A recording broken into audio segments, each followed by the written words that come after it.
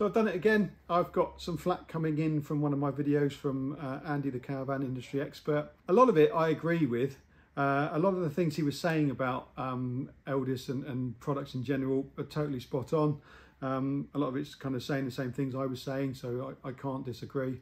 The only thing I didn't agree with was that Eldis couldn't go under. I don't think they are, but anyone can go under. It doesn't matter how big a company, it doesn't matter how long they've been going, or you know what they've been doing. If they're not producing a product that people want to buy, if their after sales isn't very good and they start losing trust and losing customers, they're as susceptible as anyone else to going under and not being brought forward. And the fact that they've lost a lot of money over the past few years, it doesn't matter how big a company owns them, if you're losing £11 million over the past couple of years, you've got to do something about it. And to be fair, it sounds like they've already got the march on it and things are happening. And I'm certainly excited to see what happens. If we're in this time next year and we're still thinking about the same thing, then obviously, you know, that's not been a good position to be in. But I don't think that is. Like Andy said, with the quality control, the new building that they saw, I don't know why they haven't really spoken about that somewhere.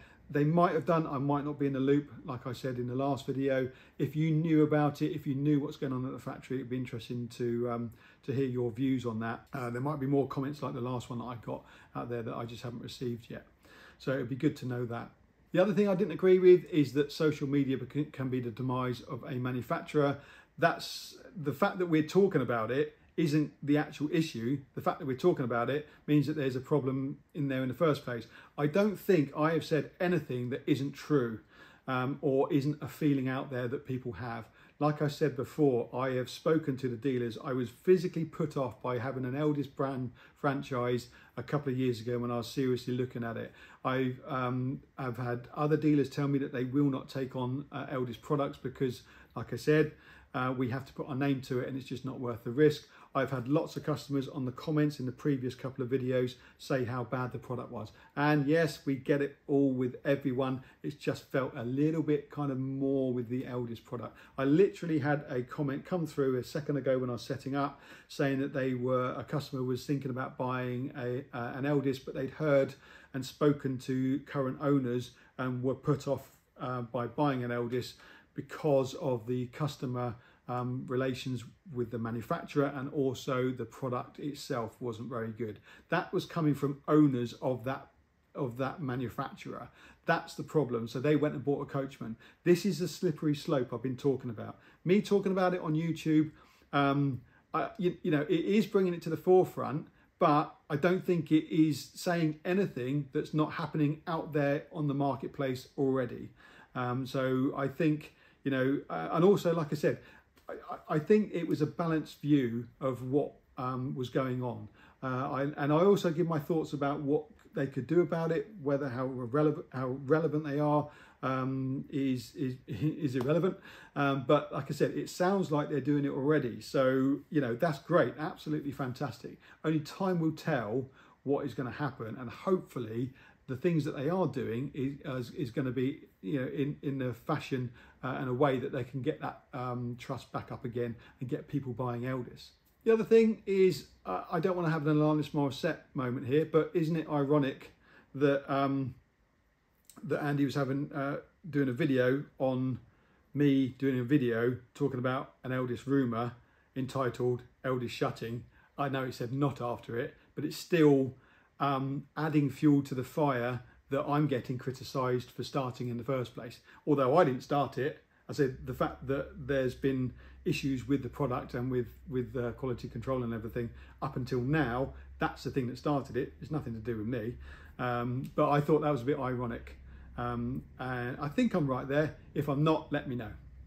Talking about along the same lines, the next part of the video was telling us that a dealer had gone bust. Again, that's, to me, I'm not saying clickbaiting because that would be completely wrong. It's not clickbaiting, don't get me wrong, because we went on to hear about a dealer going bust, but it is a piece of information that someone has that they put out on a video to get people to click on it and watch the video. That's what we're here on YouTube to do. if you're not thinking that, then there's no point doing YouTube videos. I might as well just pack up and keep my gob shut. You might say, yeah, that's a bloody good idea. But yeah, I think I had to click on that video because I had to know who'd gone bust. If it's someone I know. It wasn't anyone I knew, and it was a smaller dealer. But I still didn't think that it needed to be spoken about. It isn't. I don't think it's relevant to anyone apart from the person that has gone under, unfortunately, for whatever reason that happens to be. So I think I'm being called out for something, and I think I'm probably calling out Andy on that as well, thinking that you can't say that about me and then do pretty much exactly the same thing. Again, let me know in the comments if I'm out of order. It'll be interesting. There's no malice behind any of this at all. I think it's a good bit of fun. And I'm sure that if I do meet Andy at the shows or anything like that, we can have a pint and a laugh about it. So, you know, there's certainly no malice in this. And I'm quite chuffed that someone with Andy standing has noticed little old me down in Cornwall. So, yeah, thanks for that. So that's it. I do listen to these comments, all your comments that I get on the videos, and if I am being out of order or I get something wrong, I'm the first person that's going to call myself out anyway, so no one else has to do it. And I did say at the beginning of the video that wasn't comfortable with it, so to a certain degree. So I can't say that anything Andy said is particularly wrong. Because I am on YouTube to get subscribers and likes and get my kind of profile up. That's what I'm trying to do. So maybe I could have a little effect on my little business down here. I'm not trying to sell you caravans. That's not what I'm trying to do. I'm not showing you around caravans and saying, oh, this, you know, buy this, this is great. That isn't what I'm trying to do. I am trying to get a bit of exposure from my online course. And actually, if Andy does watch this, I wouldn't mind a bit of an advice on that, actually. So that would be interesting to watch that. But that's what I'm doing it for. I'm trying to get my profile up so that I can maybe diversify a little bit and get away from selling caravans and sell my knowledge, because I do know a bit about caravans, and I do help people fairly often save thousands of pounds and get people out of trouble. That seems to be what I enjoy doing, and that's what I want to do on a bigger scale. I want to get to the point where I can kind of use my knowledge to help people on a bigger scale. That's why I'm doing it.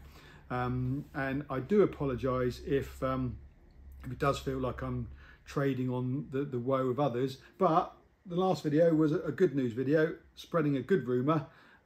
So like I said, you know, I think I'm a balanced purveyor of news. If I got something good to say, I would definitely say it. It's not, you know, I'm not a doom and gloom monger. It's just, unfortunately, that's the thing that kind of gets these conversations going. You have to bring out the bad to then look at the good as well. That's what I think about it anyway. But again, let me know in the comments if you think I'm talking absolute bunkum. And I'll see you on the next video, hopefully.